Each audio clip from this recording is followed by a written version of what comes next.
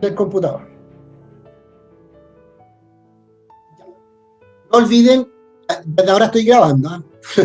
No olviden ir colocando ahí sus nombres para que queden presentes, ¿ya? Sigamos. Habíamos dicho entonces que el objetivo, los resultados esperados que los estudiantes conozcan a los padres de la Iglesia, su influencia hasta el día de hoy. El marco teórico sigue siendo el libro de la Iglesia escrito por Jesse Lehman y ahora se extiende hasta la página 58. Eso es lo mínimo que tienen que leer para el próximo viernes, digamos, ¿ya? Hasta la página 58. Los mapas siempre van a ser los mismos. La zona café es el Imperio Romano, ¿cierto? El mismo imperio acá está, pero con el impacto, ¿cierto?, de el Pentecostés, las zonas en donde se predicó el Evangelio, y el mismo mapa, pero las zonas en donde el apóstol Pablo fue a levantar iglesias en todo el imperio. Resumen de la clase anterior. Esto lo tengo que leer atento con esto porque las siguientes preguntas en el cuestionario vienen en base a este resumen que estoy haciendo ahora. La iglesia perseguida se considera desde la muerte de Juan hasta el edicto de Constantino en el año 313. Ojo con ese personaje, yo les dije, busquen información de Constantino, ¿ya? Este periodo, la iglesia perseguida, tiene una duración aproximadamente de 213 años. En este periodo se estudian desde los siglos I al IV, y los años corresponden desde el año 64 al 312, ¿ya? Cuando hablamos de las persecuciones se considera el siglo I. Recuerden que en el siglo I, en la era apostólica, hubieron dos persecuciones, la de Nerón y la de Domiciano, ¿ya? Por eso en este segundo ítem abarca desde el siglo I hasta el siglo IV, y en el anterior abarca del año 100 al 313, o sea, del segundo siglo al cuarto siglo. Tercero, la razón básica de las persecuciones de los cristianos en el Imperio Romano fue que la iglesia no permitía a sus miembros la adoración al emperador. Ese es básicamente el motivo de la persecución. Cuarto, a raíz de esta negativa, que a su vez ocasionó otras negativas de parte de los cristianos, estos fueron odiados, arrestados, exiliados a islas solitarias, condenados a trabajar como esclavos, en las minas arrojados a los leones como un espectáculo público, ejecutados por espada. 5. Estos horribles castigos no cayeron sobre todos los cristianos en todas partes al mismo tiempo, de forma continuada, sino que se produjeron esporádicamente. Hoy en una localidad, mañana en otra. Y sexto, se decía que los cristianos eran culpables, además de que no querían adorar al emperador, se hacían otro tipo de acusaciones, como ya que practicaban ciertas prácticas inmorales en sus asambleas religiosas, se creía que comían carne humana, bebían sangre, que se emborrachaban, que cometían adulterio y particularmente incesto. Esas eran, ¿cierto?, las secundarias acusaciones hacia los cristianos y por los que se les perseguía. Bueno, eso está dentro del criterio de los prejuicios, ¿ya? Si pudiéramos hacer un resumen de por qué se les perseguía, bueno, había motivos políticos. Número uno, los cristianos eran considerados una amenaza al imperio porque hablaban de otro rey, de otro reino. Número dos, había también una consideración religiosa y prejuicio, eso es lo que decíamos recién, religioso y por prejuicio. Los cristianos eran considerados, ¿cierto?, y acusados de canibalismo, de incesto, ¿cierto?, malentendiendo la cena del Señor y la hermandad de los cristianos. Recuerden que también eran denominados ateos, porque no tenían muchos dioses, tenían un puro Dios. Se les acusaba de que practicaban orgías. Con su proclamación de Cristo como el único camino al único Dios, el Evangelio chocaba con el politeísmo de la época. También había un gran motivo social. Los cristianos no respetaban las clases sociales ni la cultura, no participaban de los eventos sociales que involucraban el paganismo, esas festividades y cosas. Imagínense hoy día el evangélico no celebrando el 18. ¿No? Chile, el 18 es el Día de la Independencia. Y es cultural la festividad, la fiesta y las fondas y las cosas. Imagínense un cristiano que se imagine de eso. Va a ser odiado. Económico. Pero no, los cristianos acá son bastante adaptados. Somos bastante adaptados. Por eso no se nos persigue. Y el económico, la venta de artículos paganos baja cuando la iglesia crece. Ya en los siglos de los Hechos, lo decíamos, había un antecedente al respecto. Y aquí hay un resumen, ¿cierto? Del primer siglo, Nerón y Domiciano. En el segundo siglo estaba Trajano, Antonio Pío, Marco Aurelio, los años que se persiguieron a la iglesia. En el siglo IV, Diocleciano y Constantino, en el año 313, que legaliza el cristianismo. Aquí se produce esta simbiosis negativa. Algunos la interpretan como una unión, ¿cierto?, casi corrupta, y otros la denominan una unión casi beneficiosa, ¿ya? Y qué sé yo, beneficiosa para el cristianismo. Los historiadores se encargarán de definir si estuvo bueno o no que Constantino absorbiera a la iglesia y la iglesia absorbiera al imperio. Vamos a ver que no fue muy positivo. Bien. Hasta ahí, déjenme, ese era el resumen de la clase pasada, mis hermanos amados y benditos del Señor. Más o menos, de todo lo que estuvimos viendo. Vimos la carta de Ogneto, vimos unos videos, todo bien entretenida la clase anterior. Quiero que contestemos, vamos a ver si podemos hacer esta encuesta, ¿cierto? De 5 preguntas, es tipo encuesta, pero es a la vez un cuestionario que nos ayuda a memorizar esta materia que hemos visto.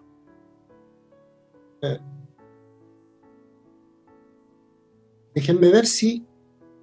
No sé si les sale. Ya. Comiencen. Recuerden que al ladito hay una franja plomita, esa que la tienen que bajar para que vean todas las preguntas. ¿Ya? Son 5 preguntitas, hay harto verdadero y falso, porque el pastor José Miguel me pidió verdadero y falso, entonces hay harto verdadero y falso. Y la idea es que vayan ahí contestando y nos entretenemos ahí unos 5 minutitos. No hay mucho tiempo para el cuestionario, es muy básico, es muy elemental. Todo lo que hablamos la semana pasada y recordamos ahora. Conteste con tranquilidad. Cualquier consulta me la hace.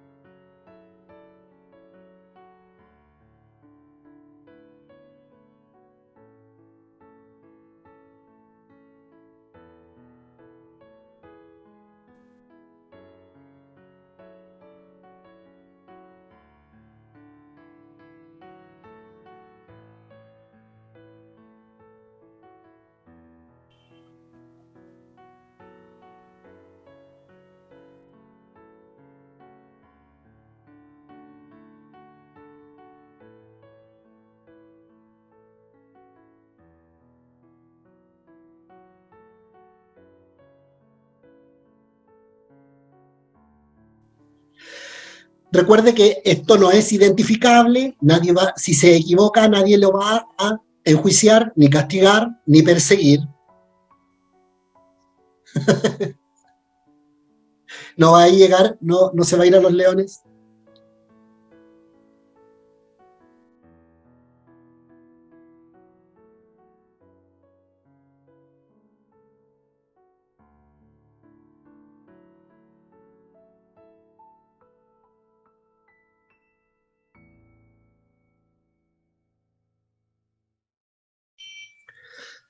Ok, mi hermana Michelle Castillo, estoy viendo su mensaje, no se preocupe, ahí observe, ya vamos a revisar este cuestionario y nos vamos a dar cuenta que no era muy complicado. Así que entiendo la situación, no se preocupe.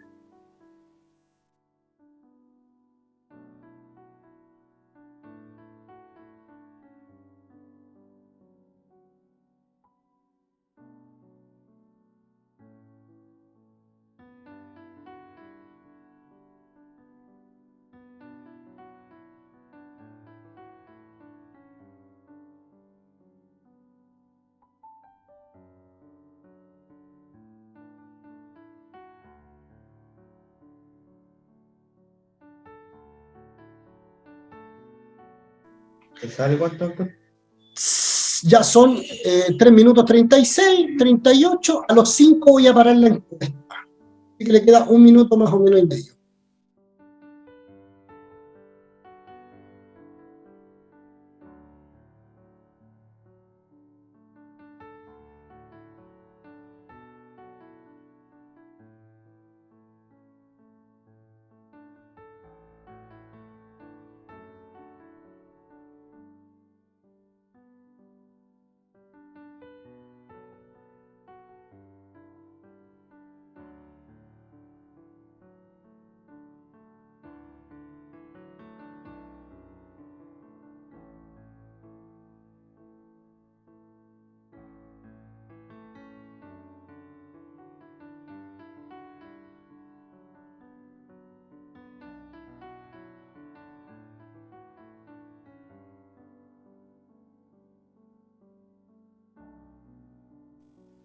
Si alguien requiere más tiempo, me avisa, por favor, no hay problemas.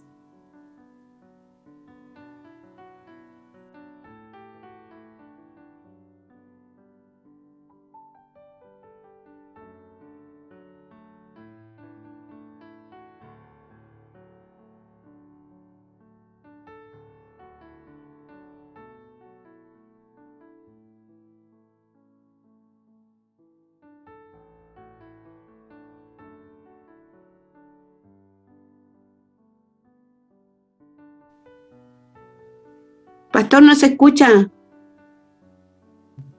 No, si estoy acá con mi equipo técnico. Perdón, pastor, perdón. Ya estamos en 5:23. Les voy a dar 30 segundos más. Vamos terminando. Hermana Martita, está complicada. Si quiere más minutos, me pide.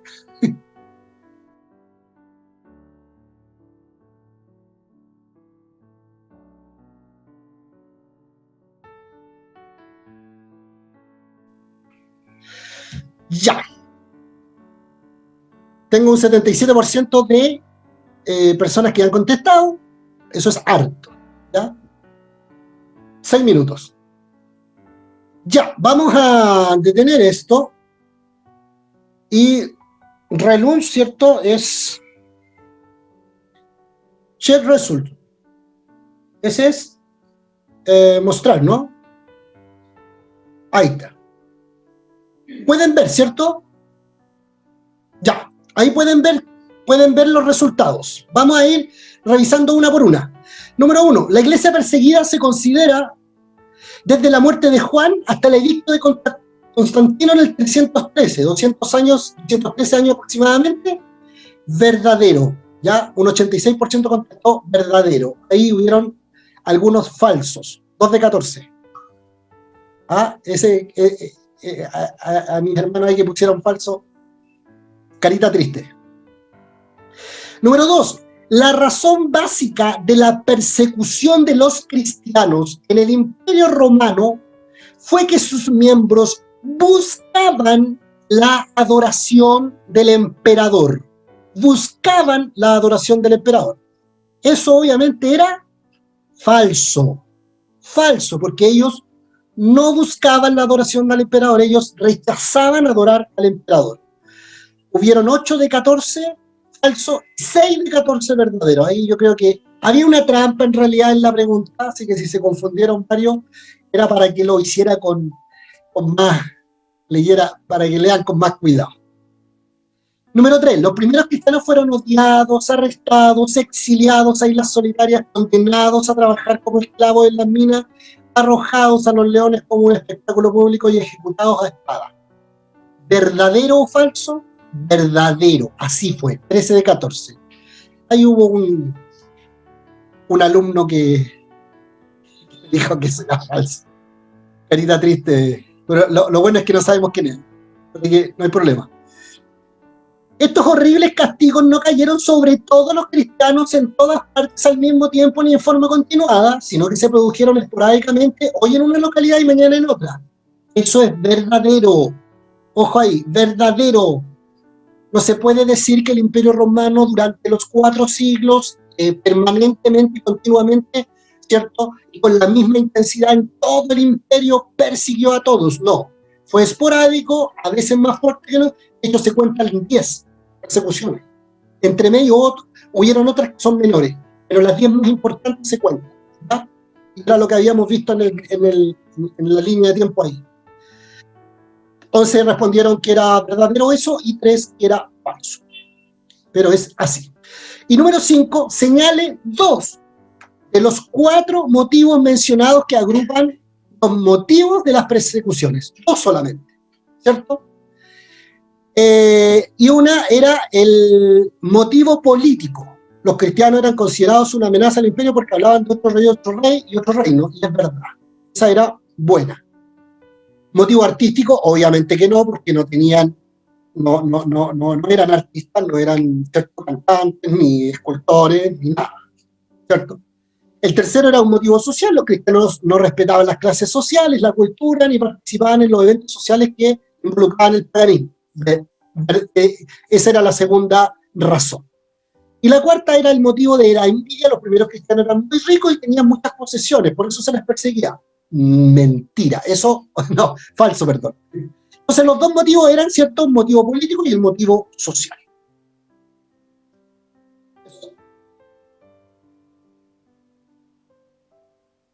Ya, ¿se les desapareció? Ya. Y aquí, no, acá, denme un segundo para sacar esto. Ya. Bien. Eso era el examen cortito que hacemos todas las clases. Bien la respuesta. Dios les bendiga a todos los alumnos y alumnas en esta preciosa tarde. Vamos entonces a entrar en materia de lo que viene después de esto. ¿Cuáles fueron, cierto, los resultados de estas persecuciones? Hermano, ojo con esto. Ojo con esto. Que los cristianos no solo sufren este lamentable suceso de las persecuciones que fueron esporádicas, en algunos lugares fueron más graves que en otros, se cuentan bien las más grandes, hubieron experiencias maravillosas. Si ustedes leyeron las PPT, se pudieron haber dado cuenta de que se contaban experiencias, anécdotas de las persecuciones que eran muy enriquecedoras, muy bonitas, aparte de la que vimos la semana pasada. Bueno, entendamos esto, hermano. Aparte de las persecuciones, ¿sabe cuál es el otro dolor de cabeza, el otro problema grave que se produjo en esta época? Se lo voy a contar. Fueron las herejías.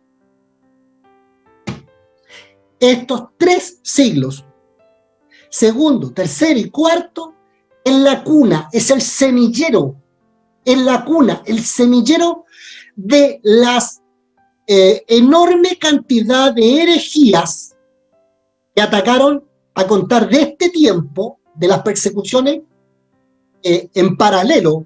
Por un lado estaban las persecuciones y por el otro estaban las herejías que se estaban levantando.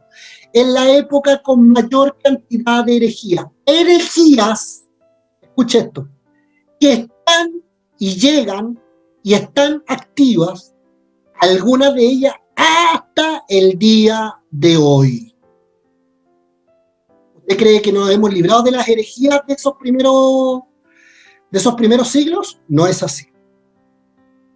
Aún hasta estos días tenemos herejías que se originaron en este tiempo. Imagínense, el cristiano era perseguido, era ¿cierto?, acusado, era discriminado, y era como un trofeo del imperio, por un lado, y por confesar esta fe, y por otro lado, la enorme cantidad de herejía. O sea, yo digo, hermano, ¿cómo la iglesia en los primeros 4 siglos pudo resistir? ¿Ah? ¿Cómo pudo resistir, hermano? Si los mataban, decían los historiadores, un apologista dijo, nos cortan como a pasto y como semilla volvemos a crecer. La sangre de los mártires riega en la tierra. Y no solo eso, sino que fue el momento, el tiempo y la época en donde más herejías se levantaron, más confusiones hubieron. Se tergiversó todo, se cambió, se desorientaba en el mensaje del Evangelio. Pero aún así Dios estaba con su iglesia. Aún así el mensaje fue poderoso. aún así la gente quería llegar al cristianismo, se hacía adepto del cristianismo porque le daba dignidad, ¿ya? Y en medio de todo esto, lo único que podemos decir, la providencia divina de Dios soberano, en un grupo de gente que no estaba organizada, que no estaba, ¿cierto?, con sus doctrinas claras todavía, no había ni siquiera canon de la Escritura.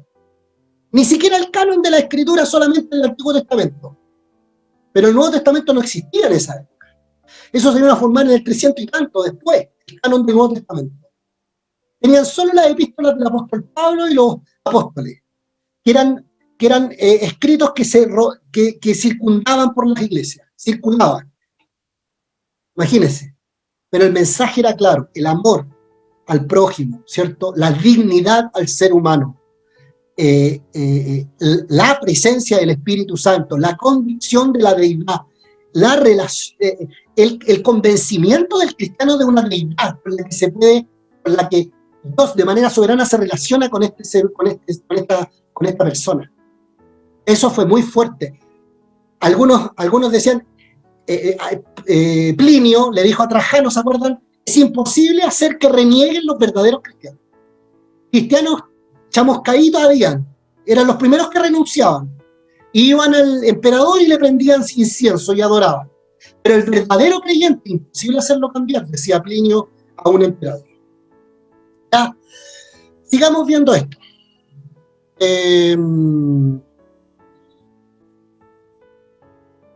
Bien. ¿Qué produjo? ¿Me veo, cierto? Los resultados de las persecuciones, hermano. Aquí está lo que resultó de estas persecuciones. Los resultados de las persecuciones. Primero, la iglesia fue purificada. No hay forma de que la iglesia sea más purificada que en tiempos de persecución, hermanos. Persecución, y eso ténganlo súper claro. Dos, la iglesia estaba unida, aunque había disensiones internas, en algunos casos, ¿cierto? Pero la iglesia confesaba una creencia más o menos uniforme en este tiempo, ¿ya? Muchos cristianos tuvieron que huir a otras tierras donde predicaron el evangelio.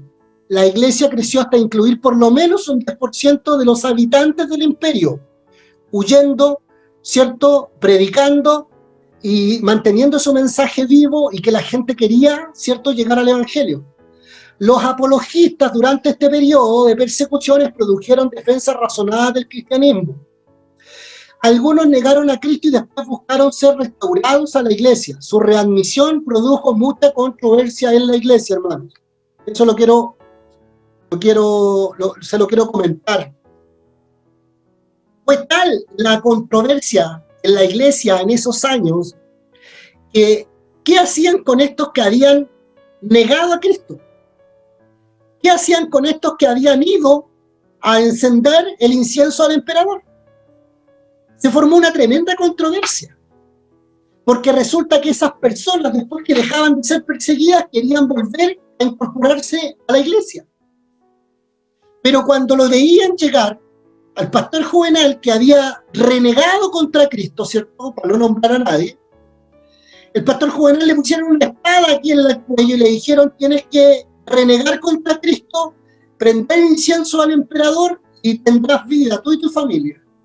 Y el pastor Juvenal fue y dijo: voy a renegar contra Cristo y voy a ir a prender incienso. Pero después el pastor Juvenal, que pasaba la persecución, se arrepentía y quería volver a la iglesia. Y cuando llegaba a la iglesia, resulta que la hermana Elizabeth, en la persecución, había perdido al esposo, porque el esposo no negó y al esposo lo mataron. Entonces la hermana Elizabeth decía: pero ¿por qué está acá? Si este es de real, como se usa hoy, si esto hubiera sido real, acá se usa el término de cartón, no tendría que estar aquí. Y la hermana Elizabeth se iba. ¿Se da cuenta la controversia que pudo haberse formado por eso? Eso pasó. Desgastó mucho a la iglesia esa controversia. ¿Qué hacían con los que habían renegado y después habían vuelto a la iglesia. Bueno, eso se solucionaba, ¿cierto? No tenía solución, la verdad, que no tenía solución. Lo único que quedaba en la clemencia, en la piedad, en la compasión de hermanas como la hermana Elizabeth, que al final aceptaban a esas personas, o simplemente esas personas eran rechazadas de la iglesia. Bien, vamos a pasar ahora en adelante a los padres de la iglesia. Hermano, esto que estamos viendo ahí, los resultados de las persecuciones, pregunta obligada del examen de la próxima semana, el mini examen.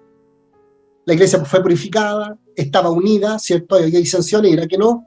El apóstol Pablo y después Clemente, ¿cierto? De Roma, también escribe una carta a Corintios, una iglesia dividida, pero las divisiones eran menores. La iglesia estaba unida en su conjunto, en general. Muchos cristianos tuvieron que huir a otras tierras, ¿cierto? Por las persecuciones. Los apologistas produjeron defensas razonadas del evangelio. Todo esto lo produjo solamente las persecuciones, ¿ya? Y se produjo esta controversia de los que no habían negado o habían negado a Cristo. Bien, los padres de la iglesia, padres apostólicos, apologistas y polemistas. Así se dividen, en apostólicos, apologistas y polemistas, ¿ya? Los padres apostólicos es la denominación que desde el siglo II se reciben aquellos primeros padres de la iglesia que tuvieron una cercanía inmediata con los apóstoles. Sus escritos son respuestas específicas a comunidades eclesiales. La mayoría del contenido moral, antes que doctrinal, no estaba muy desarrollado las doctrinas teológicas todavía, en forma de cartas, documentos, recomendaciones, por lo que el estilo de estos escritores era sencillo y directo. Entre estos escritores contamos a Clemente de Roma, Ignacio de Antioquía, Papias de Hierápolis, Policarpo de Eremina, y a los autores hasta ahora desconocidos de la Diraje, la Carta de Omneto, que la veíamos la semana pasada, y el Pastor de Elmas. Hoy día vamos a ver la Diraje, que es lo que contenía este escrito. Los escritos de estos padres de la iglesia forman la materia de estudio que se llama la patrología. Y cuando se estudia a los padres, se llama la patrística. Lo que vamos a hacer hoy día nosotros es estudiar la patrística. Echarle un vistazo, no estudiarla en profundidad. Su doctrina es muy difícil de ordenar sistemáticamente, ya lo decíamos, no había un desarrollo doctrinal mitológico profundo en estos tiempos. Estos hombres se basaban en lo que había escrito el apóstol Pablo y el apóstol Pedro, ¿cierto? Y las cartas circundaban de los apóstoles en la iglesia. No todos sus escritos eran exposiciones de teología. No poseen la claridad de los escritos del Nuevo Testamento sobre las doctrinas de que sí expusieron los apóstoles. Algunos de los padres de la iglesia cayeron en francas herejías desarrollando su planteamiento. Y eso hay que tenerlo muy claro, hermano. ¿Ah? Ojo con eso. Estos padres de la iglesia eran personas, continuadores, herederos cercanos a los apóstoles, ¿cierto? Después vinieron los otros, los que se desarrollaron, los apologistas y los polemicistas y los teólogos al final, ¿ya? Pero muchos de ellos cayeron en franca herejía, y eso hay que tenerlo en consideración en este planteamiento. Muchos de estos personajes la Iglesia Católica los toma como verdaderos santos. Los padres de la iglesia, ¿ya? Se dividen en 4 categorías. Número 1, los padres apostólicos o posapostólicos, es decir, los que estuvieron después de los apóstoles. Este grupo de padres apostólicos, se les denomina así, padres apostólicos, comprenden desde el año 95 hasta el año 150 aproximadamente. La característica de estos padres apostólicos, como se denominan, conocieron o fueron discípulos directos de los apóstoles, ¿ya? Número 2, los padres apologistas. Este grupo, ¿cierto?, de defensores, apologistas es defensor, apología, apology es defensa, apología. Este grupo de escritores comprenden desde el año 140 al año 200 después de Cristo. Escribieron literatura apologética dirigida a los gobernadores y personas en particular en defensa del Evangelio. ¿Se acuerda que la semana pasada vimos la carta de Omneto? Bueno, dentro de esa no se conoce el autor, pero ese era un artículo apologético, que fue escrito a un dignatario romano de nombre Dogmeto, pero el escritor se desconoce, y fue del año más o menos 185. Después están los padres polemistas. Los padres polemistas, este grupo, ¿cierto?, de escritores, comprende desde el año 180 al 225 más o menos, y ahí se traslapan con los apologistas, escribieron en contra de las herejías de la época. No olviden, hermanos, que los dos grandes problemas que tuvieron durante los primeros 4 siglos, los primeros creyentes que estaban bajo una intensa persecución, el segundo problema grave fueron las herejías. Nunca se olvide, no solo eran asesinados y perseguidos, sino que se levantaron una cantidad de herejías, ya las vamos a ver la próxima semana. Y número 4, los teólogos científicos, o los teólogos no, fueron estudiantes sistemáticos de teología dirigidos a la iglesia. Hay otra subdivisión de estos denominados padres de la iglesia, que se dicen que son los padres apostólicos del siglo II, los padres antinicenos. ¿Por qué? Por los nicenos es por el concilio de Nicea, que es tan relevante, lo vamos a ver. ¿Qué es lo que es el concilio de Nicea?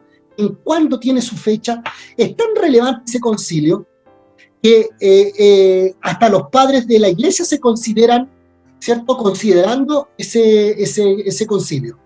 Los padres apostólicos, los padres antinicenos, los padres post-nicenos, padres niceno, perdón, y los padres post-nicenos. ¿Ya? Vamos a ver, y más adelante le va a quedar claro qué es lo que es eso del concilio de Nicea. ¿Ya? Bien, los padres apostólicos, vamos a echarle un vistazo a alguno de ellos, 2 de ellos por cada grupo, ¿ya? Para que no nos perdamos mucho. Número 1, Clemente de Roma. Fue obispo de Roma al final del primer siglo, entre los años 90 y 100 a.C. En las historias de la iglesia romana, ¿cierto?, se llama Clemente I y se considera el cuarto papa este personaje. ¿Ya? Recuerden, la iglesia católica tiene otra perspectiva de estos padres de la iglesia. Los santifica, los beatifica y prácticamente no les cuesta nada malo. A la luz de una historia imparcial, tenemos que decir que hicieron cosas buenas y cosas malas. Segundo, como es el más antiguo escrito cristiano fuera del Nuevo Testamento, se llama Clemente I y se considera el cuarto papa. Dice, como es el más antiguo escrito cristiano fuera del Nuevo Testamento, nos revela cómo era la iglesia inmediatamente después de los apóstoles. En los escritos, este hombre, Clemente de Roma, escribió una carta, primera de Clemente, desde la iglesia de Roma para la iglesia de Corinto. Ojo con esto, que sufría de divisiones. Trata a las iglesias en Roma y en Corinto como iguales. ¿Ya? ¿Por qué le digo esto? Ojo con esto, imagínense. Clemente de Roma es un obispo de Roma entre los años 90 y 100. Las cartas de Corintio fueron escritas aproximadamente en el año 56. Y en las cartas de Corinto el apóstol Pablo se hablaba de que la iglesia de Corinto sufrían de divisiones. Casi 100 años después, Clemente de Roma sigue escribiendo a los hermanos de Corintio desde Roma. Y sigue tratando este problema. ¿Cuál? De las divisiones, hermanos. ¿Ya? Imagínense. Ese es un punto. Y el otro punto es que este Clemente de Roma consideraba a la iglesia de Roma y de Corintio iguales. Después se deformó este cuento de que la iglesia de Roma era la más importante y las demás no. Eso en el tiempo lo vamos a ir viendo. Con respecto a la organización de la iglesia, menciona a los ancianos, a los obispos y a los diáconos, todavía a través del gobierno del presbiterio. Y dice que fueron apuntados por los apóstoles o por otros hombres eminentes y aprobados por toda la iglesia. ¿Ya? Ojo con eso, ojo con las cosas que estos hombres en este minuto decían. Porque muchos me van a preguntar después, bueno, pastor, ¿cuándo empezó que la iglesia romana, la iglesia católica, ¿cierto?, empezó a colocarse como una iglesia principal? ¿Cuándo empezaron el tema de los liderazgos clericales como la iglesia católica ahora lo tiene? Bueno, aquí estamos viendo que todavía no sucedía esto en el año 90 al 100. Con respecto a la justificación, escribió Clemente de Roma, algo muy cercano a lo que hoy día creemos. Nosotros también, llamados por su voluntad en Cristo Jesús, no somos justificados por nosotros mismos, ni por nuestra sabiduría, ni por nuestro entendimiento, ni por nuestra piedad, ni por nuestras obras. Ojo, que hemos hecho por la santidad del corazón, sino por la fe por medio de la cual Dios ha justificado a todos desde el principio. A Él sea gloria para siempre. Clemente de Roma, uno de los primeros líderes de la iglesia después de los apóstoles, tenía todas las cosas todavía en orden. Aquí todavía no había grandes deformaciones. Vamos a ver a otro. Estamos viendo a los padres apostólicos. Ignacio de Antioquía. Ignacio era considerado un discípulo del apóstol Juan. Fue obispo de Antioquía en Siria y fue enviado a Roma para ser entregado a las bestias en el año 110 más o menos. En el camino, Ignacio de Antioquía escribió 7 cartas a diferentes iglesias, pidiendo que la iglesia en Roma no interviniera para salvarlo del martirio. Él buscaba el martirio, Ignacio de Antioquía. Escribió en contra del gnosticismo y el docetismo, herejías que se estaban levantando en este tiempo, hermanos. Recuerden, los pobres cristianos de los primeros siglos, por un lado, eran perseguidos y por otro lado, eran atacados, pero masivamente por una enorme cantidad de herejías, de malas interpretaciones, de filosofía, que eran mezcladas con el cristianismo. Ahí habían dos, el gnosticismo y el docetismo. Fue el primero que exaltó al obispo arriba de los ancianos. Ojo con este. Habíamos dicho que Clemente de Roma dijo que las dos iglesias eran iguales. Mencionaba en sus cartas, ¿cierto?, a los obispos, diáconos, ¿cierto?, a los apóstoles, que ellos lo habían nombrado. No había problema con eso. Pero ya aquí aparece Ignacio de Antioquía, más adelante, en el 110, fue el primero que exaltó al obispo arriba de los ancianos en una iglesia local. Pero sí que se consideraba igual a los obispos de las otras iglesias, incluyendo las de Roma, ¿ya? Mencionó este término, iglesia católica, universal en vez de iglesia local, donde Jesucristo, allí está, donde esté Jesucristo, allí está la iglesia católica. Y aquí aparece un pequeño resumen de cómo evolucionó esta palabra católica, ¿ya? Así que cuando tenga un tiempecito, echen un vistazo a esa palabra. Pero ya Clemente de Roma fue el primero que coloca al obispo arriba de los ancianos de una iglesia local, pero a todos los obispos de todas las demás iglesias las consideraba iguales, ¿ya? Vamos a ir viendo cómo se fueron desarrollando estas cosas en que terminó después el catolicismo. Finalmente, dentro de los padres apostólicos vamos a ver a Policarpo de Esmirna. Policarpo de Esmirna fue un discípulo de Juan que escribió a la iglesia en Filipo, citando el Antiguo y el Nuevo Testamento. Lo mataron en el 155 después de Cristo a los 86 años, habiendo sido entregado por una multitud, ¿cierto?, acusado. Según el relato de su martirio, Policarpo de Esmirna, cuando instado a negar a Cristo, respondió lo siguiente: 86 años he servido a Cristo y nunca me ha hecho mal. ¿Cómo podría negar a mi Señor que me salvó? Cuando fue amenazado con bestias, él respondió: traédmelas. Cuando fue amenazado por fuego, le advirtió. Al juez del fuego eterno les advirtió a los que lo querían quemar. Finalmente fue condenado y quemado vivo. A los 86 años, Policarpo de Esmirna.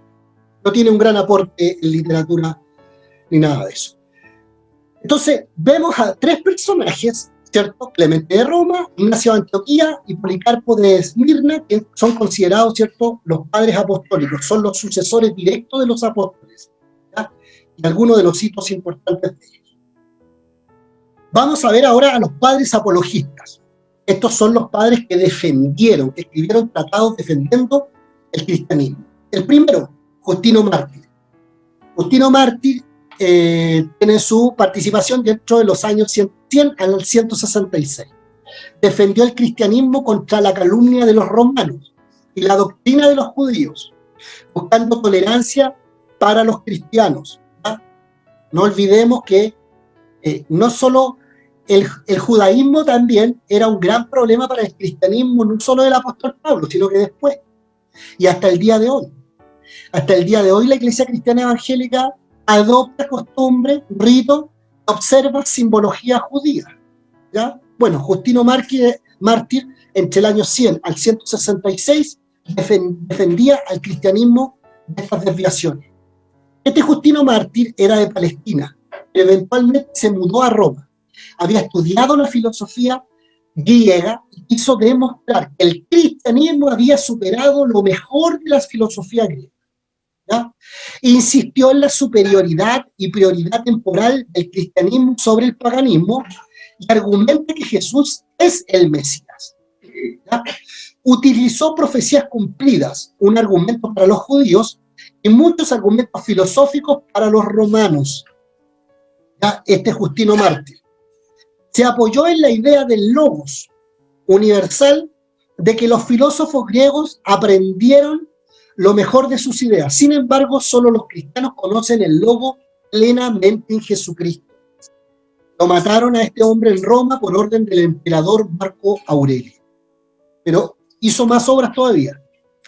Describió el servicio dominical cerca del año 150, el cual consistía de lo siguiente: el culto del día domingo. Él lo describe: lectura de los apóstoles y los profetas, ¿ya? Los escritos de los discípulos, ¿cierto? Andaban circulando, porque no estaba formado el canon todavía, y los profetas del Antiguo Testamento, la Septuaginta, ¿cierto? Que eran los escritos del Antiguo Testamento que habían sido traducidos al griego. Lectura de los apóstoles y los profetas, una exhortación por el presidente de la asamblea basada en las lecturas, una oración congregacional de pie, la introducción de pan, vino y agua, por las cuales el presidente daba gracias. Así eran los cultos, por lo que describe Justino Mártir en el año 150 más o menos, ¿ya? Un amén de la congregación. Distribución de los elementos para comerlos, y los diáconos llevaban, ¿cierto?, también el servicio a los ausentes, enfermos, etc. Así describe Justino Mártir un culto normal, ¿cierto?, de los cristianos de los primeros años. Dé su audio, por favor, mi hermano, mi hermana que se ha sumado, está en clases. Lo más probable es que no me escucha. ¿Quién es? Mi hermano Germán Pérez. Ya. ¿Dudas hasta aquí? ¿Dudas hasta acá? Me parece que quedó clarito. No. Yo, pastor. A ver. Quería preguntarle qué es logos. Es que lo mencionó con el último, que Justino Mártir. Sí. Logos era un término, ¿cierto?, que usaban los griegos, ¿ya? Los griegos. Ellos llegaron a la conclusión, los griegos llegaron a la conclusión de que el logos, estoy hablando de gente que no fue influenciada por el cristianismo, en el desarrollo filosófico griego ellos llegaron a la conclusión de que había algo, había una fuerza, había algo que le daba vida a todo, a la naturaleza, al agua, al viento, a la vida, a todas las cosas. Y los filósofos llegaron a esa conclusión y a esa fuerza la denominaron el logos. Bueno, el apóstol Juan, en el primer capítulo, ¿cierto?, del Evangelio de Juan, el apóstol Juan ocupa ese término. Pero para nosotros, en nuestras traducciones, está escrito verbo. Pero él ocupa ese término logos y les dice: ustedes se acercaron a la idea de lo que está detrás de todo lo que da vida. Se acercaron a través de la comprensión de las cosas. Pero yo les voy a explicar, les voy a decir quién es ese logo. Y ahí les dice: en el principio era el logos, y el logos era Dios, qué sé yo. Bueno, después los padres apostólicos, ¿cierto?, como Justino Mártir, usa ese término también. ¿Ya? Eso. No sé si Muchas gracias, pues. Sí, estuvo increíble la respuesta. Sí, perfecto. Ya.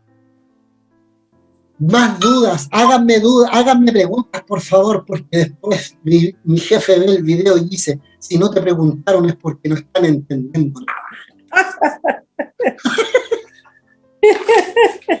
Pregúntenme cómo me llamo, por último. Está bien. Ya. Vamos a continuar. Estamos viendo a los padres de la iglesia. Mi pastor José Miguel, ¿iba a decir algo?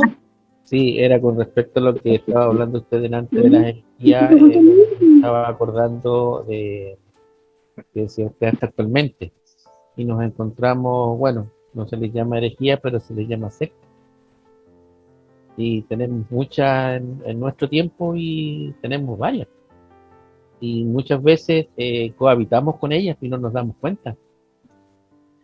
Nos meten, como dicen a muchos cristianos, les meten el dedo en la boca y fácilmente lo embaucan y se lo llevan a su redil, por así decirlo. ¿Es verdad? Entonces, si bien es cierto lo que usted dijo recién, que hasta el día de hoy están todavía eso y tenemos que tener mucho cuidado porque incluso usan nuestra Biblia para podernos embaucar. Entonces, nosotros como cristianos evangélicos, llamados hijos de Dios, debemos estar muy preocupados y muy alerta en cuanto a ese tema. Es muy importante lo que usted dijo, Gastón. Eso. Gracias, mi pastor José Miguel. Efectivamente, las herejías derivan en sectas. Las herejías. Nosotros, incluso la iglesia evangélica, puede tener la iglesia evangélica, nuestra iglesia, si la iglesia no está cubierta con una correcta estructura doctrinal bíblica, es posible, es perfectamente posible que nuestra iglesia, nuestra congregación, nuestros hermanos con los que compartimos, estén disfrutando de conceptos heréticos. Por ejemplo, en una encuesta hecha en Estados Unidos, yo le voy a traer un ejemplo, pero me alargo mucho y aquí ya después me cortan y todo.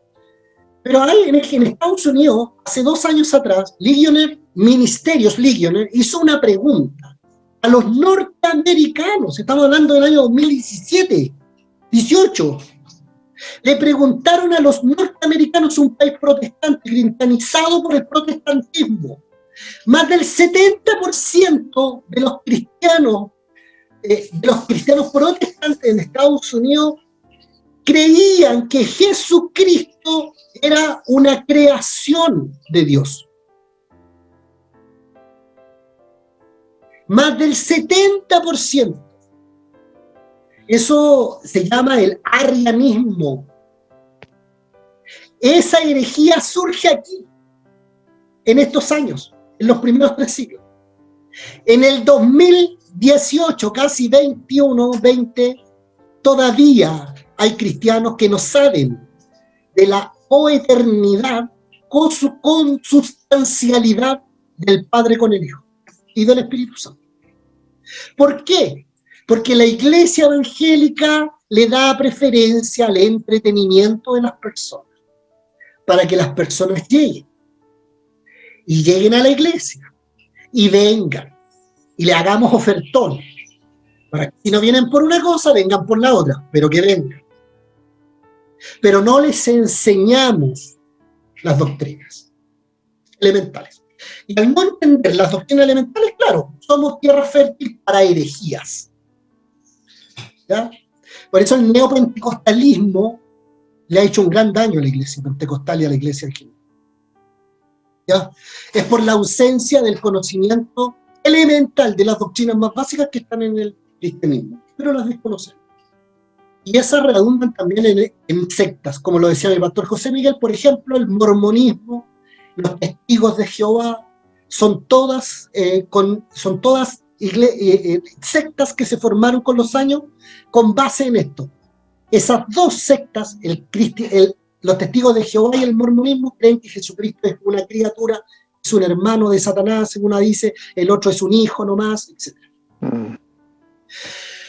Así que ojo ahí, ojo con las iglesias, ojo con los pastores, ya pastor, póngase a estudiar y enséñame doctrina, no me venga aquí con que todo, ¿cierto? Con que yo con que yo levanto y yo creo y todo me resulta, porque el mismo póngale ahí Pastor párele. Pastor Cona, Mi hermano Daniel y mi hermana Marta, Para- después, a ver. hola, buenas tardes a todos, que llegué un poquito atrasado. Pero para complementar lo que usted estaba diciendo, A ver, me acuerdo haberlo leído o escuchado de que se basan en el versículo 3 del Génesis, de lo que estaba hablando usted, que Jesucristo sería una creación, donde dice que separó la luz de las tinieblas y que obviamente por un lado sería Satanás y el otro el lado, ¿cierto?, la luz sería Cristo. exactamente. Era para complementar, de ahí me parece que lo había leído una vez yo, Sí. que se Mire, basaban en esos versículos. Perfecto, gracias mi hermano Daniel. Lo más probable es que nuestro pastor Jorge, en un módulo que viene más adelante, nos hable de religiones comparadas. Lo más probable, hasta el momento. Así que ojo con eso, porque ahí usted va a saber el origen de todas las sectas y religiones que se formaron después y que hoy afectan en nuestro tiempo. Mi hermana Marta, Dios le bendiga, desmutee su micrófono y compártanos si tiene algo que compartirnos o preguntas. Ahí está mi pastor Jorge, que me hace así con el dedo. ¿Me escucha? Sí, acá ¿Me estamos. escucha? Por supuesto. Sí, no. Es que lo que estaba hablando ahora mismo sobre toda la situación que usted dijo de Estados Unidos, que estoy completamente de acuerdo. Y sobre las doctrinas y las otras doctrinas, que por eso es que estamos a veces, no tenemos ese conocimiento verdadero que debemos tener nosotros los evangélicos protestantes, porque nos dejamos llevar, lamentablemente, pues, cómo atraemos a las personas, o sea, por lo bonito que se ve o por lo bonito que cantaron. O sea, que estoy en la misma línea que usted. Perfecto. O sea, estamos hablando el mismo idioma con mi hermana Martita. Está bien, eso me alegra. Dios la bendiga, sierva del Señor. Cuente conmigo, que yo estoy en esa misma línea. Gloria sea al Señor. Eso me anima, hermano, me anima. Ya, vamos a continuar, vamos a seguir viendo a estos denominados padres de la iglesia, ¿no es verdad? Que son tan necesarios conocerlos. Denme un segundo, ¿a dónde me fui? Acá. Vamos a continuar. Dios bendiga a nuestro hermano Alejandro, que se suma a la sintonía de estas transmisiones. Bien. La compartí, después la dejé de compartir. Ya. Sigamos con Justino Mártir.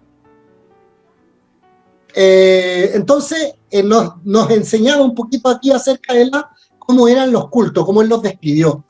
Esta descripción hace muy cuestionable las declaraciones por los ortodoxos orientales acerca de su culto como igual al de los apóstoles y los padres. Mire, en base a ese dato que nos entrega la historia de lo que escribe Justino Mártir, debiéramos ahí, ¿cierto?, ver cómo son nuestros cultos y cómo eran los cultos de los hermanos de los primeros siglos. Por ejemplo, Simeón de Tesalónica escribió: nosotros adoramos exactamente como Cristo mismo y como los apóstoles y como los padres de la iglesia. Otro apologista, Tertuliano, su actuar comprende entre los años 160 al 220, posiblemente un abogado. También defendía el cristianismo contra ataques comunes, mostrando que los cristianos eran fieles con el Imperio Romano. En cuanto a la efectividad de matar a los cristianos, escribió lo siguiente, hermanos. Estos eran apologistas, defensores de los cristianos.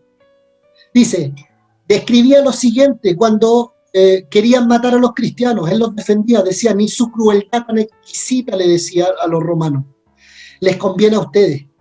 Más bien es una tentación para nosotros. Entre más nos cortan como pastos, más crecemos. La sangre de los cristianos es semilla. Este Tertuliano apoyó la idea de que la sucesión apostólica de los obispos entrega a la Iglesia el verdadero evangelio y la correcta interpretación de la Biblia. Ojo con este, Tertuliano, porque él apoya la idea de la sucesión apostólica. Aquí ya se ven algunos, ¿cierto? Algunas señales de esto, de que el Pedro le pasa a este y después este otro le pasa a este otro, ¿cierto? La sucesión apostólica, cosa que se fue desarrollando con el tiempo en la iglesia, en el cristianismo, y que después ya en la iglesia imperial se fortalece esta idea. La iglesia romana sigue utilizando este argumento contra todos los que difieren, ¿cierto?, acerca de la sucesión apostólica. Su postura hacia la filosofía, ¿se acuerdan que hablamos de Justino Mártir y usó un término de la filosofía griega como era el logos? Bueno, este Tertuliano tenía una concepción totalmente distinta. ¿Qué decía Tertuliano de la filosofía griega? Decía lo siguiente: ¿qué tiene que ver Atenas con Jerusalén? Y tenía razón. ¿Qué tiene que ver la academia con la iglesia? Miserable Aristóteles, filósofo griego. ¿Quién les ha dado a ellos la dialéctica? Les dio el arte de construir para derribar, un arte de sentencias resbalosas, decía Tertuliano, hablando de la filosofía griega, y de argumentos crudos, que sirven para rechazarlo todo, y en fin de cuentas no tratan de nada. Es decir, Justino Mártir estaba por tomar ciertos aspectos de la filosofía griega, pero Tertuliano estuvo por rechazar todo argumento, toda idea que los filósofos griegos tenían. Bueno, no nos olvidemos que el cristianismo, ¿cierto? Uno de los escenarios en donde surge el cristianismo es en el escenario del poderoso argumento de la filosofía griega. Por eso muchas doctrinas que se tuvieron que desarrollar después fueron influenciadas por esta influencia pensante de los griegos.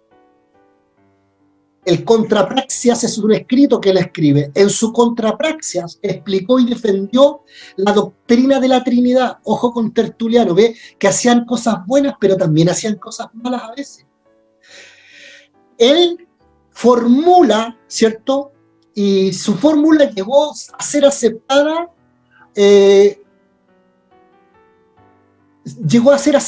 Él fue uno de los primeros, ¿cierto?, que comienza a explicar la doctrina de la Trinidad, Tertuliano. Y la fórmula que él planteó, ¿cierto?, es de una sustancia en 3 personas. Hasta el día de hoy, parte de su planteamiento, ¿cierto?, todavía lo tomamos para defender la doctrina de la Trinidad. Además, formular la doctrina de las 2 naturalezas de Cristo en una sola persona, porque Jesucristo fue hombre y fue Dios, ¿cierto?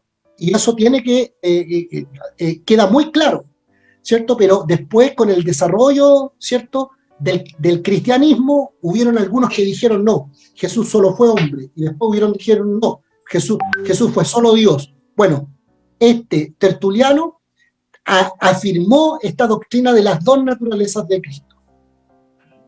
En el año 206 y 207, disgustado con la mundanalidad de la iglesia, se unió con los montanistas, una corriente herética.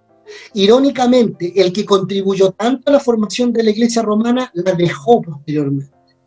Escribió en su Contrapraxias durante su periodo de montanista, que fue otra herejía. Su salida nos da la idea de que no concebía de la sucesión apostólica autoritativa, aparte del mantenimiento de la doctrina apostólica, la cual sería la postura protestante mucho tiempo después. ¿Ya? Fue Tertuliano.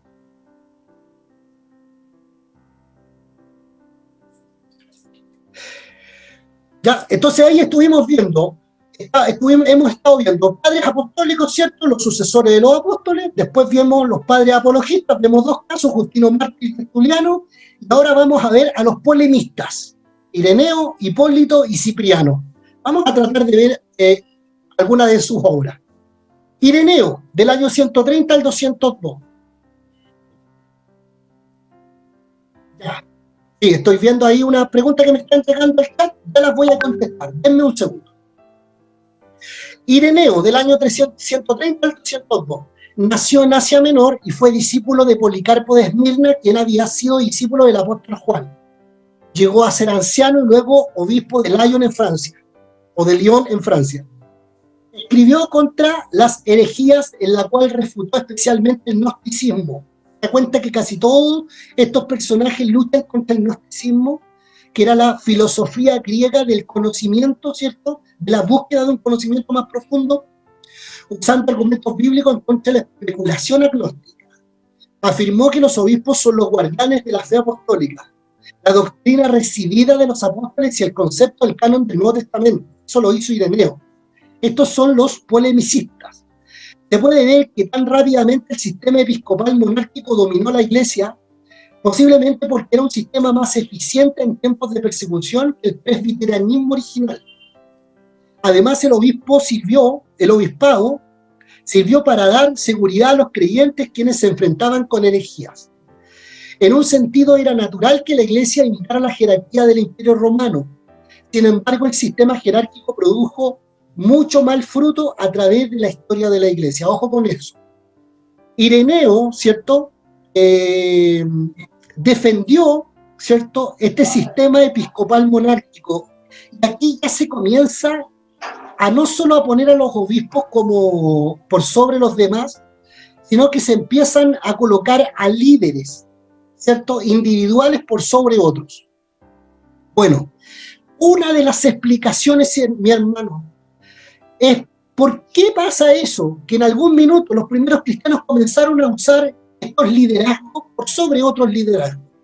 El sistema episcopal monárquico. Bueno, una de las explicaciones es por causa de las persecuciones. Por causa de las persecuciones era más fácil tener una pura cabeza que tome decisiones antes de un grupo de personas que tengan que reunirse para tomar decisiones cuando la iglesia o parte de la iglesia estaba en aprieto. ¿Ya? Hipólito atacó el gnosticismo y el monarquianismo. ¿Ah? Sí, esta herejía, hermano, la vamos a ver toda la semana pasada, la semana que viene. Hipólito atacó el gnosticismo y el monarquianismo y escribió la tradición apostólica, la cual nos da una descripción de la liturgia romana cerca del año 200 posiblemente. Hipólito fue discípulo de Ireneo, ¿ya? Se oponía a los obispos de Roma, formó su propio grupo y ahora es nombrado como el antipapa de los católicos romanos. Consideraba al obispo Calixto un simpatizante con el monarquianismo y demasiado laxo, demasiado relajado en readmitir a los pecadores escandalosos a la iglesia. Bueno, Hipólito era uno de los que sí aceptaba a estos que habían negado a Cristo en algún minuto. En el 325 fue exiliado a Sardinia junto con el Papa y aparentemente fue reconciliado con la iglesia romana allá. Esas fueron las más importantes obras de Hipólito, hermanos. ¿Ah? Cipriano, obispo de Cartago, entre los años 248 y 258, es conocido por su oposición al novacio, quien negó que la iglesia pueda perdonar y restaurar a un cristiano caído en pecado grave.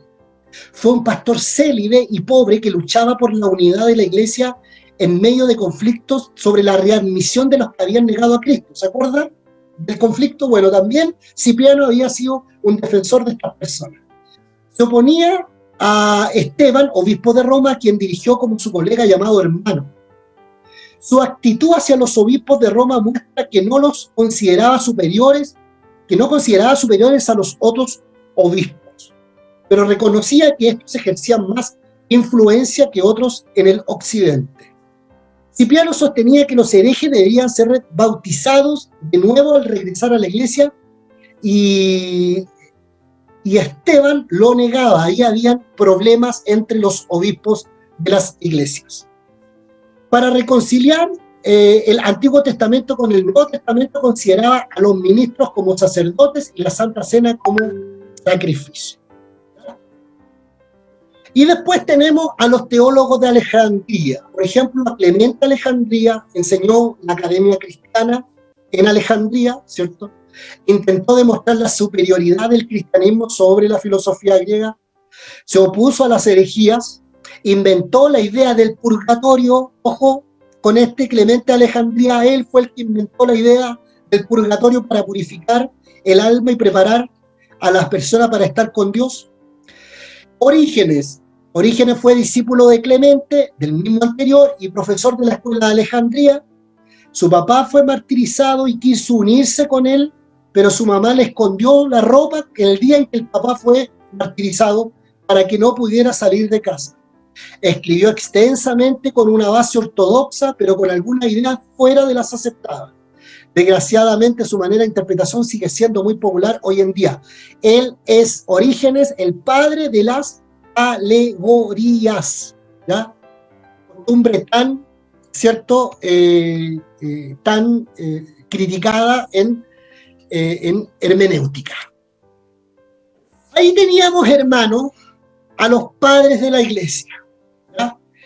Recuerden, estas personas tienen su participación en plena época de las persecuciones. Todos estos personajes que vimos fueron martirizados. En algunos escritos fueron muy acertados y mantuvieron las doctrinas que los apóstoles tenían originalmente. Algunos cayeron finalmente en herejías. Algunos incluso se fueron de la iglesia romana. Todos escribían contra el gnosticismo, que era la fuerza más importante filosófica griega que invadía el cristianismo. Y el contexto, no nos olvidemos que estamos hablando de una época en donde había persecuciones, hermano. Y el segundo ataque eran las enorme cantidad de corrientes heréticas que había. La próxima semana vamos a introducir a la Iglesia Imperial en este escenario, las herejías que habían en ese tiempo. Vamos a revisar cerca de 20, pero no todas. Les voy a nombrar los nombres y algunos datos para que nos vayamos familiarizando con ellas. ¿Ya? Hoy terminamos este periodo, ¿cierto? Déjenme terminar mostrándole en qué estamos. Hoy terminamos, ¿ya? La Didaje. Ojo con este documento, es escrito en esta época. El Didaje es un manual de la primera parte del segundo siglo que cubre el camino a la vida, el camino a la muerte, la liturgia, la disciplina eclesiástica, la segunda venida de Cristo, y da instrucciones sobre el servicio del bautismo. Tanto el bautismo como el ministro deben ayunar, decía, este instructivo decía, deben ayunar el bautizado por lo menos 1 o 2 días antes del bautismo, decía este instructivo. Deben bautizar en el nombre del Padre, del Hijo y del Espíritu Santo. En orden de preferencia deben bautizar por inmersión en una corriente de agua, por inmersión en agua que no esté fluyendo, pero preferiblemente fría, o por aspersión 3 veces. La Didaje decía esto. Ahora, la enseñanza de los 12 apóstoles, o enseñanza del Señor a las naciones, por medio de los 12 apóstoles, conocida comúnmente como Didaje, es una obra literaria cristiana primitiva que surge en este tiempo, hermano, que pudo ser compuesta en la segunda mitad del siglo I, acaso antes de la destrucción incluso del templo en Jerusalén en el año 70, por uno o varios autores, los didajistas, a partir de materiales literarios judíos y cristianos preexistentes. Desde que fuera encontrada en el año 1873 y publicada 10 años después, en el año 1883, la Didaje ha sido fuente inagotable de estudio y objeto de diversas controversias. La principal de ellas atañe a la fecha de su composición.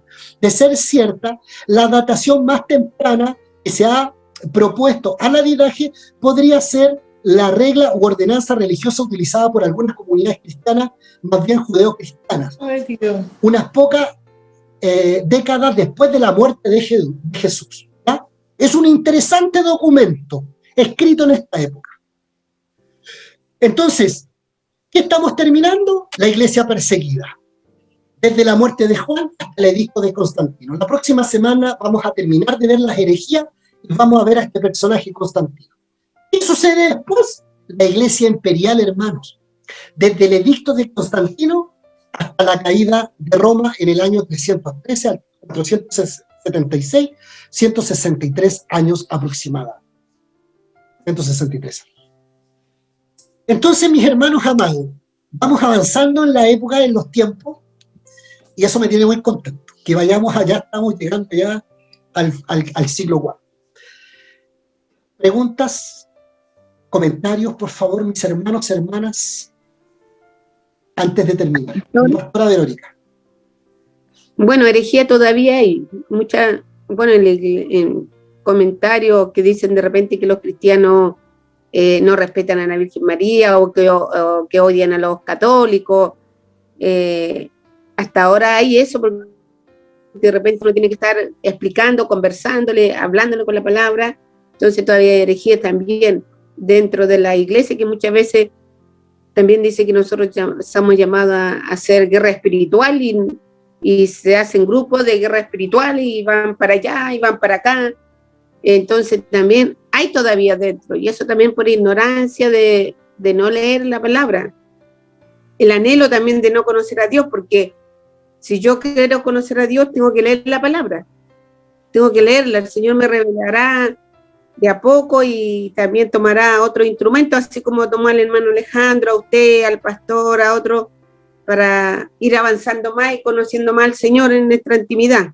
Y que yo se lo agradezco mucho, yo he aprendido mucho, muchas cosas. Hoy día leía, como usted había dicho, el libro de los Hechos, y volver a leerlo, porque ya lo he leído otras veces, pero volver a leerlo me conmovió muchas cosas que de repente uno lee y deja pasar o no le alcanza a captar, y mi espíritu se congojó por el sufrimiento que tuvieron ellos, que pasaron, muchos de ellos que sufrieron. Entonces, antes que empezara, por eso me tracé un poquito en meterme en la clase, porque estaba en eso y mi espíritu se congojó por todo el dolor, y nosotros ahora estamos aquí, podemos ver libremente, podemos conversar, ir a la iglesia, abrazarlos con los hermanos,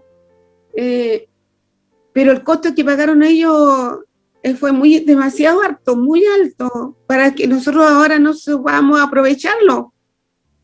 Me emociona eso, porque al retomarlo, me hace eso en mi espíritu, mi pastor, porque nosotros debemos agradecer. Contente el espíritu. Sí, agradecer por abrir nuestros ojos, por estar alabando al Señor junto a nuestros esposos, nuestra familia, que podamos estar con mi hermana de otros países, comunicarlo y estar sintiendo en un mismo sentir el espíritu. Amén. Juntos. ¿Cierto, mi hermana Marta? Gracias, mi pastora Verónica, Dios la bendiga. De verdad que es muy, muy apasionante y es muy, muy conmovedor la historia sí. De la historia del cristianismo, hermano. Es una cosa que nos abre la mente, nos abre todo, conocer la historia. ¿Por qué? Y uno comienza a comprender. Leer el libro de los Hechos después de haber estado en un par de clases de estas es otra cosa. Es otra cosa. ¿Quién más? Comentarios, dudas. Mi hermana Elizabeth. Muchos de estos personajes que usted mencionó, los padres de la iglesia, crearon también escuelas teológicas y filosóficas, ¿verdad? Sí. Los teólogos de Alejandría, sobre todo los teólogos de Alejandría, yo nombré a dos, los últimos dos que vimos, pero hay varios más, ¿ya?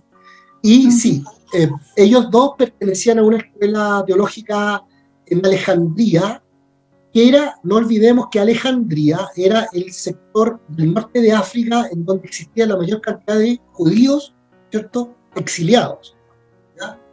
Alejandría, y Alejandría es el lugar en donde se construyó la biblioteca, ¿cierto?, más grande que existió en la humanidad. Y cuando estuvo terminada la historia, ¿cierto?, que faltaba un puro libro. ¿Qué libro era? El de los judíos. Y ahí mandaron a buscar a los 70 judíos de allá, para que lo tradujeran al griego y ahí tuvieron la Septuaginta.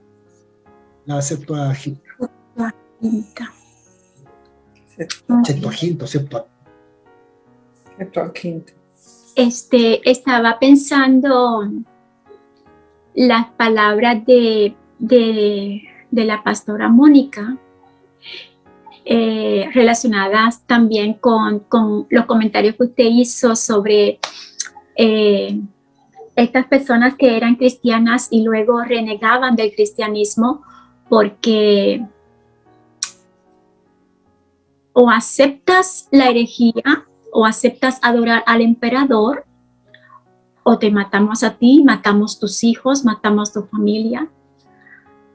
Y yo me preguntaba, wow, ¿hasta qué punto nosotros, los cristianos de hoy día, somos capaces de permitir que maten a nuestros hijos por renegar el cristianismo? ¿Verdad? Está muy fuerte. Oiga, estudiar a los primeros cristianos la verdad que nos deja mal. Nos deja mal. No nos deja bien parados. Mi hermana Marta. Sí, ahí la misma línea de mi hermana Elizabeth. Hay una porción bíblica que dice, de hecho, que tuve una reflexión hace poco sobre el capítulo 8 de Romanos, donde dice en los últimos versículos, nada nos puede separar del amor de Dios. Y una de las preguntas, pues, que yo me hice y le hice al público, que me atrae un hijo de uno, porque nada nos puede separar del amor de Dios, ni la muerte, ni la vida, ni el hambre, ni tribulación, etcétera, etcétera. O sea, tenemos que mantenernos, somos más que vencedores y nos tenemos que mantener firmes ahí hoy día, ¿verdad? Como cristianos. O sea, sí. Tenemos, o sea, yo digo, estoy en victoria, pase lo que pase, Señor, pues tú diriges mi vida, me ilumina y pues sigo en tu amor, porque nada me va a separar del amor de Él. Por más que pasen muchísimas cosas, a veces imposibles de uno asimilar. Amén. Amén. Sí, pues. Hay que considerar este elemento, hermanos, el elemento del sostenimiento de Dios en nuestras vidas de fe. Ese es un elemento muy importante, hermano, que tenemos que ponderar también. ¿Por qué? Porque lo más probable es que nosotros renunciemos a la fe, o reneguemos de nuestra fe, o renunciemos a nuestra fe. Pero hay un elemento de soporte, sostenimiento, de como lo llama, ¿cierto? En la teología está la perseverancia. El perseverar, Dios nos ayuda a perseverar. Dios nos sostiene en la fe, Dios nos sustenta en la fe. Muchos, hace mucho tiempo, podríamos haber renunciado, pero si no lo hemos hecho es porque Dios, yo creo que esa fuerza era la que tenían los primeros creyentes, que eran capaces de resistir cualquier tortura, y todavía hay iglesia perseguida en el mundo, y hay testimonios enormes. En China, hace no sé cuántos años, en este siglo, le pasaron una aplanadora a toda una familia y murieron ahí. Murieron firmes. Ya, mi pastor José Miguel, vamos terminando los comentarios, preguntas, dudas. Era más que nada para comentar lo que está diciendo nuestra hermana Marta y nuestra hermana Elizabeth. Yo creo que muchos cristianos en estos días se les ha olvidado de lo que dijo Jesucristo: toma tu cruz y sígueme. Yo creo que a veces decimos, sí, yo tengo la cruz de Cristo en los hombros, pero yo creo que tenemos una cruz de cartón. No tenemos esa cruz que Él llevó y que nos dice, toma tu cruz. La cruz es negarse a sí mismo, olvidarse de las cosas, olvidarse de la comodidad, olvidarse de muchas cosas. Y predicar, como hablaba delante nuestro pastor Jonas, predicar el evangelio de la cruz, no predicar ese evangelio sencillo, como usted bien decía, que llevamos a la gente a la iglesia para que se entusiasme, dance, levante las manos, sino que no se trata de eso. Cuando Jesús dijo, toma tu cruz y sígueme, nos hace un gran compromiso. Yo me acuerdo que, contando una anécdota, una vez que fui a cruzar a Colombia, en Misiones, yo tuve que dormir en el suelo con una colchoneta y al otro día levantarme y bañarme con agua helada. Porque esos son los propósitos. O sea, si uno decide seguir a Cristo, tiene que tomar la cruz, tomarla, pero tomarla en serio y predicar el evangelio de Cristo. Era lo que hicieron los primeros cristianos, y por eso que ellos se fortalecían en la persecución. Y yo creo que nosotros, a Dios gracias, no hemos sufrido eso, pero yo ya he conversado con hermanos que han estado en la India, en Indonesia, y ellos sufren demasiado. Y son perseguidos, son realmente perseguidos, sus casas son destruidas, no les dan comida, y ahí están con su cruz. Y es lo que a nosotros nos falta. Yo creo que a muchos cristianos en estos días tienen que pensar en eso, que tomar la cruz, lo que significa tomar la cruz de Cristo. Que es fácil levantar la mano y decir, sí, yo acepto a nuestro Señor como Salvador de mi vida. Pero lo que significa tomar la cruz es otra cosa. Eso nomás, pastor, para no alargarme más, porque también me emociono cuando empiezo a hablar de la cruz de Cristo.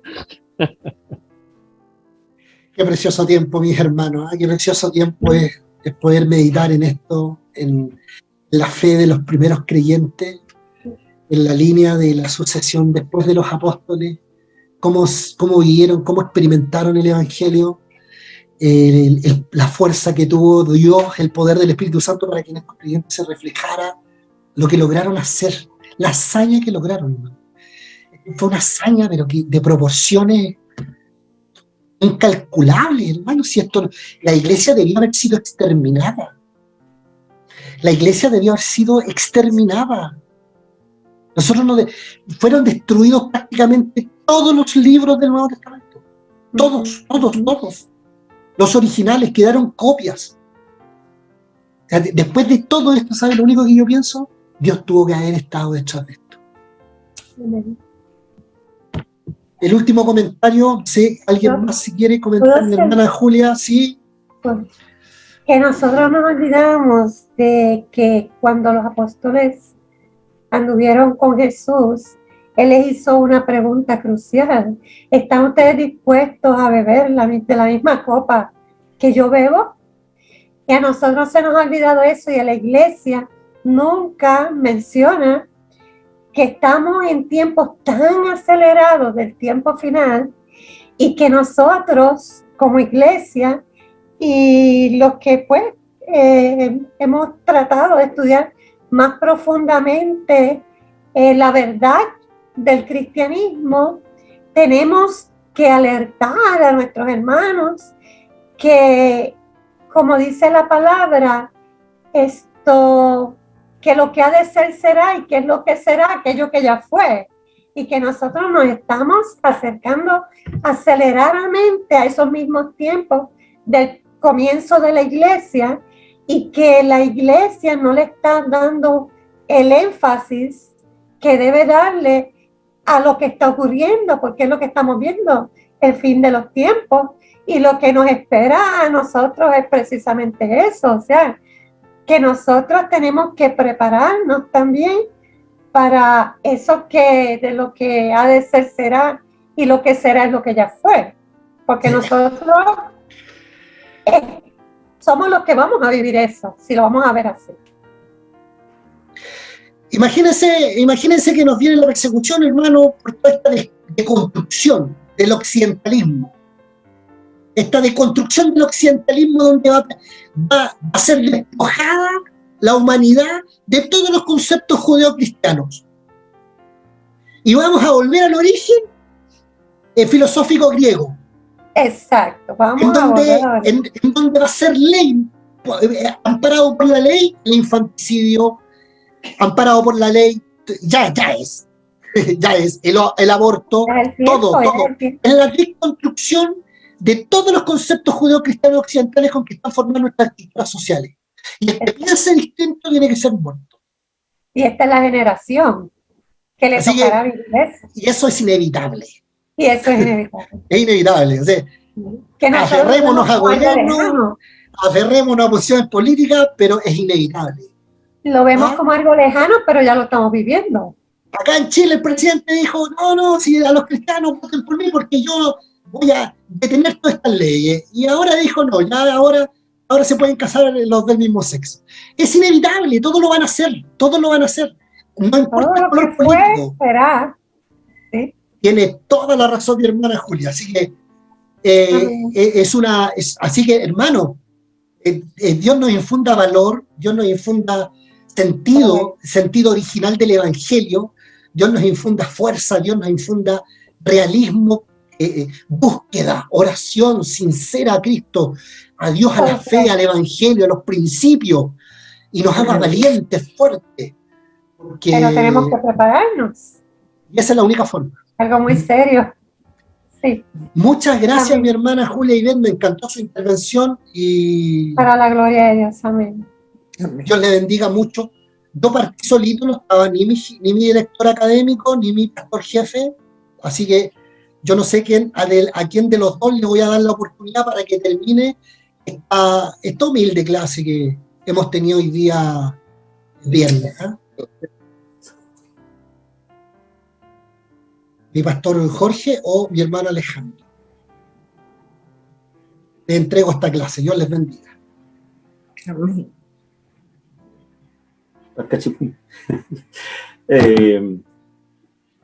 Bien, bueno, me unía. Bueno, ahí está a nuestro pastor Jorge. Por favor, adelante. Por favor, hermano Alejandro, por favor. No, por favor. Ya, muchas gracias.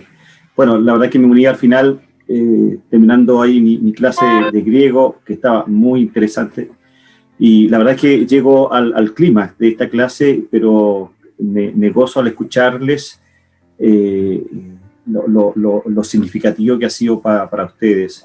Solo felicitar a nuestro pastor Juvenal, que ha sido un instrumento valioso en las manos del Señor y que de una u otra manera está generando en ustedes esa búsqueda incesante de la verdad.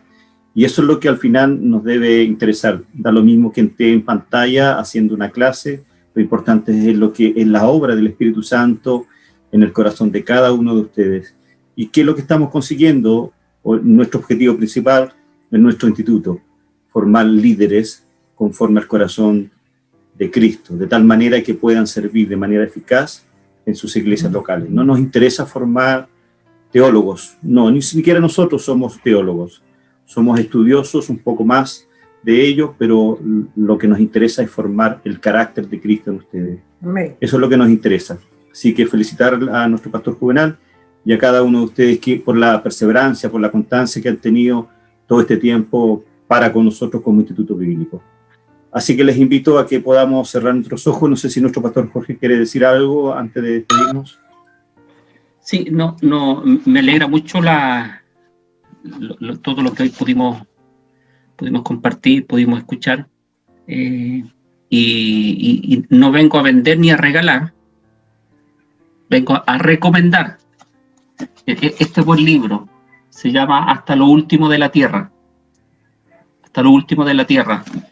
Y aquí habla acerca de uno de los primeros mártires que tuvo la iglesia, Policarpo. Y eso esta semana me ha dado mucha vuelta, donde a él lo tenían a punto de la hoguera y le decían, reniega contra Cristo y hasta aquí llega tu sentencia.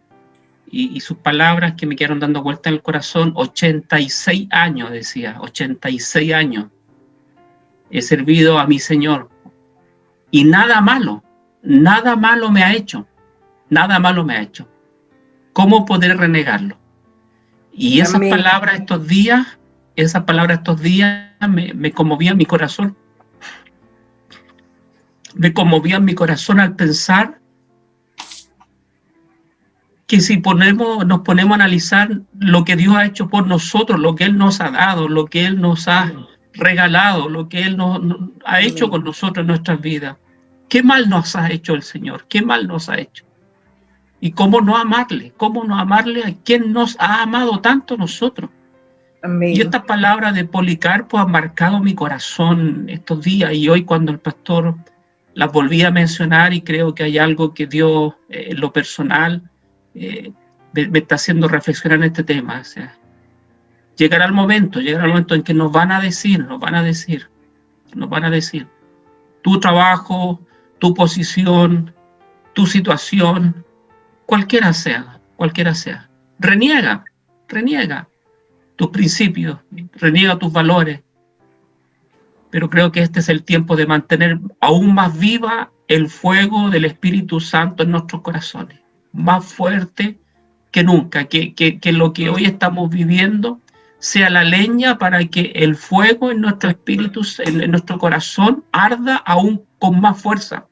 Amén. Y permítanme unos segundos más. Jeremías, cuando estaba destruido, cuando estaba ya en lo último, desanimado, después de haber estado en el hoyo, en la cisterna, de haber sido maltratado, él dijo en su minuto, no hablaré más de él en su nombre, no me acordaré más de él, me olvidaré de él.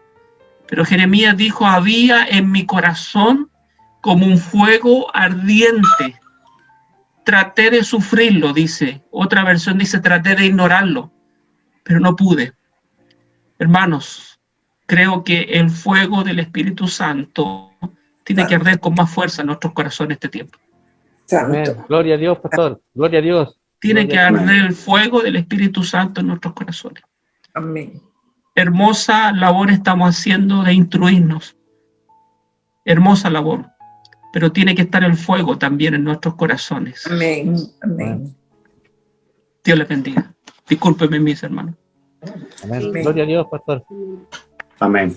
Solamente, por favor, hermanos, no dejen, Dios bendiga a nuestro pastor Jorge, qué palabras más ministradoras.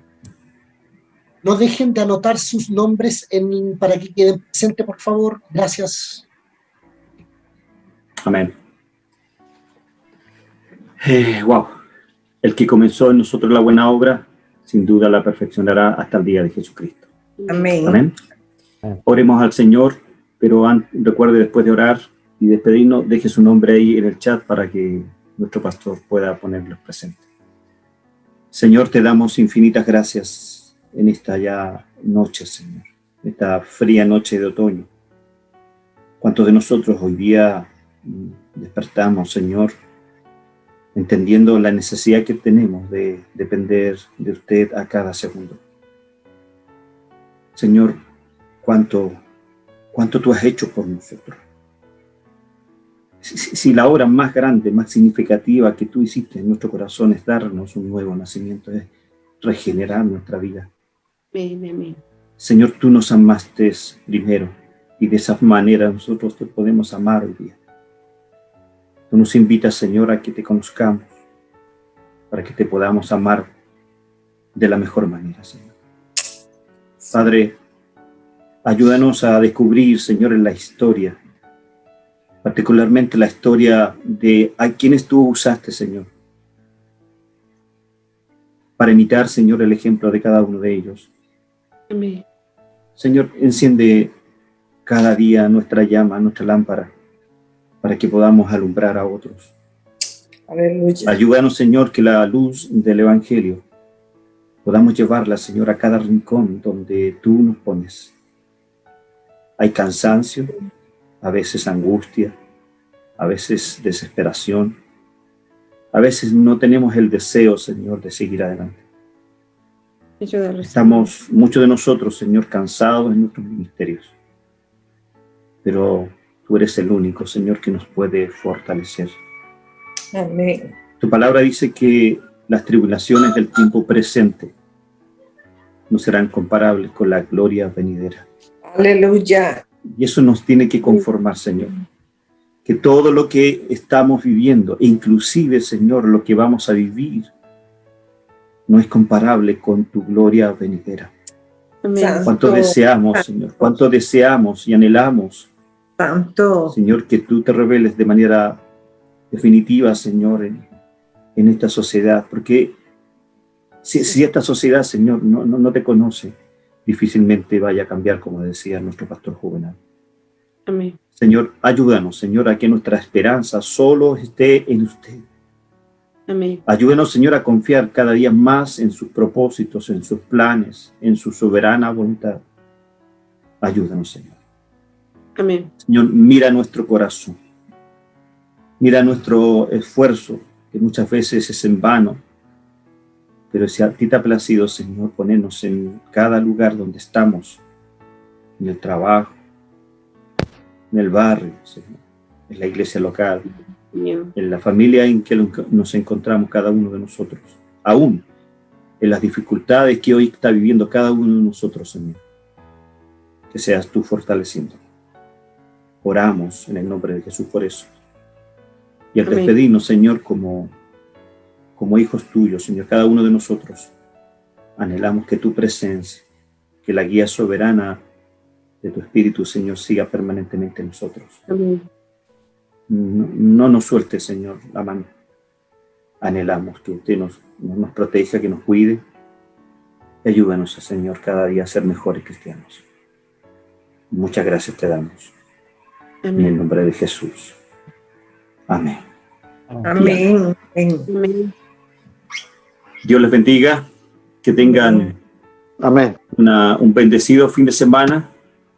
Recuerde las clases de la próxima semana y particularmente el 12 de junio, el taller que tenemos de predicación expositiva. Voy a ir mandar un link para que se registre. La única finalidad de tener sus datos, nada más que eso.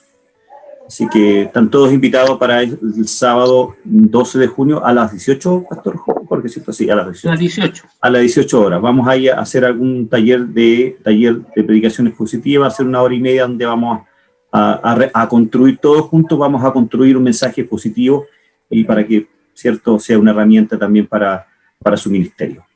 Pues bien, Dios les bendiga, que estén muy bien. Nos vemos ahí, como siempre decimos, prenda sus camaritas. Bendiciones. Chao, chao. Bendiciones. Fin de semana. Que el Señor les fortalezca, les bendiga. les llene de gracia, de paz. Que Dios les bendiga. Amén. Les bendiga. Bendecida. Saludos a Perú. Hermano Froilán. Saludos a México. Bendecida. Saludos a Puerto Rico. Dios bendiga México. Grande México. Bolivia también presente. Puerto Rico. Saludos a la Puerto octava Rico, región. Puerto Rico. Puerto Rico y Perú. Amén, Pastor Perú y Jorge. México.